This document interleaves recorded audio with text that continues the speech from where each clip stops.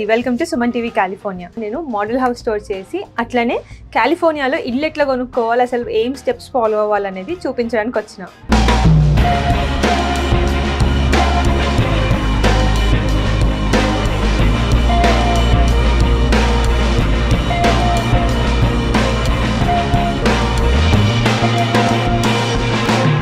మనం ఇక్కడ ఈ ఇంట్లో మెయిన్ డోర్ నుంచి రాగానే ఇక్కడ హాల్ ఉంది, సీటింగ్ ఏరియా ఇదంతా కూడా. అసలు ఈ ఇల్లు 2419 స్క్వేర్ ఫీట్ అంట.